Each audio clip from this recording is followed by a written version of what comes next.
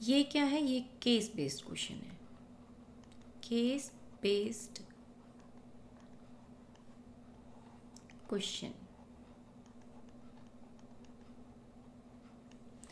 अब यहाँ इन्होंने किसके बारे में बात की है, माइक्रोवेव ओवन के बारे में बात की है। तो ये चैप्टर कौन सा है, ईएम वेव्स, इलेक्ट्रोमैग्नेटिक वेव्स। ये देखिए पूरी सीरीज है मेरे पास।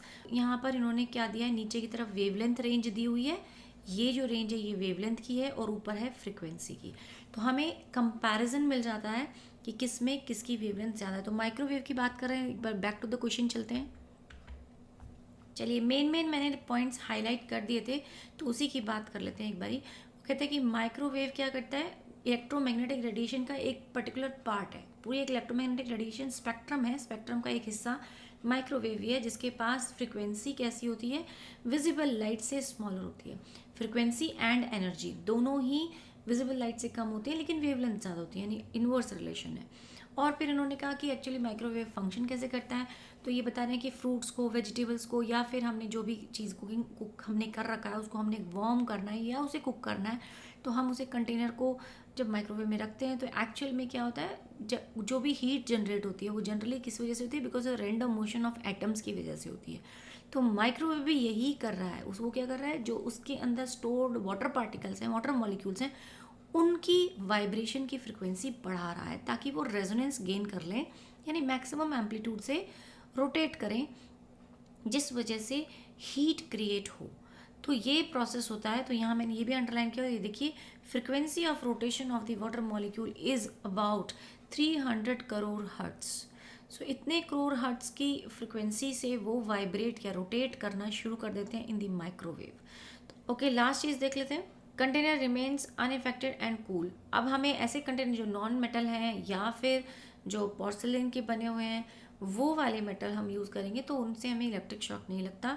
मोर ओवर पार्टिकल्स जो हैं, ऐसे मटेरियल के जो पार्टिकल्स होते हैं, वो बहुत, उनको जो वाइब्रेशन वाली जो एनर्जी होती है वो बहुत लेस फ्रिक्वेंसी होती है, स्मॉल फ्रिक्वेंसी की होती है, वो रोटेट करते हैं, वाइब्रेट करते हैं उनके मॉलिक्यूल्स, लेकिन लेस फ्रिक्वेंसी से, और इसी वजह से वो कूल भी रहते हैं।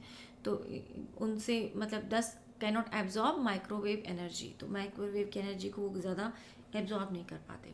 ओके, तो अब हम आते हैं क्वेश्चन पे। तो ये तो पैराग्राफ सिर्फ माइक्रोवेव के बारे में था, तो अब हम क्वेश्चंस देख लेते हैं। तो डेफिनेटली कुछ ना कुछ हमें क्वेश्चंस में मिलेगा। Okay, first question, which of the following electromagnetic radiation have the longest wavelength. इनमें से किसके पास लॉन्गेस्ट वेवलेंथ है। तो लॉन्गेस्ट वेवलेंथ के लिए एक बार हम टेबल देख लें। ये देखिए, ये वेवलेंथ ऑर्डर बता रहा है, और बढ़ते जा रहे हैं हम, गामा के पास कम, एक्स के पास, एक्सरेज के पास कम, ultraviolet, red, infrared, radar, and then FM. FM से कहाँ जो है ना, कम्युनिकेशन पर्पज़ के लिए जो यूज़ होती है, यानी रेडियो वेव्स जो होती हैं, उनकी बात हो रही है। तो देखें इसमें ऑप्शन क्या थे हमारे पास, एक्सरेज कम है, गामा कम है, माइक्रोवेव कम है, radio waves. So then answer is radio waves. सबसे मैक्सिमम कौन हो गई, रेडियो वेव्स हो गई। Why does a microwave oven heat up a food item containing water molecule most efficiently?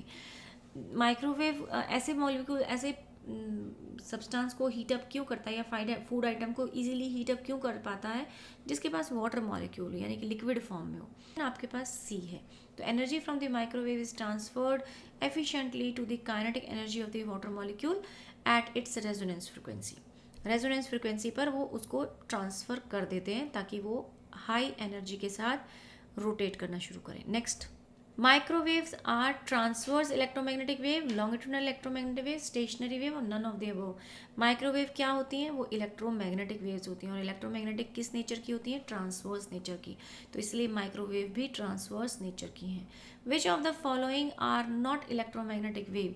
Gamma radiations होती हैं, बीटा नहीं, बीटा रेडिएशंस नहीं होती। ये ऑड वन आउट है, आगे पढ़ने की ज़रूरत ही नहीं है। देखो माइक्रोवेव भी होती है, हीट वेव, हीट माने इंफ्रारेड रे, तो ये सब भी ये तो इलेक्ट्रोमैग्नेटिक है नेचर में, लेकिन बीटा रे नहीं है। Microwave are used in radar में यूज़ होता है, लॉन्ग डिस्टेंस कम्युनिकेशन में यूज़ होता है, माइक्रोवेव ओवन, इन सभी में यूज़ होता है। तो सिर्फ एक नहीं है, बल्कि ये सभी के सभी जो हैं, इन सभी केसेस में माइक्रोवेव ओवन यूज़ होता है। Thank you so much. तो इस क्लास में इतना ही पढ़ते हैं, नेक्स्ट क्लास में फिर और लेंगे ईएम वेव के क्वेश्चंस। Thank you.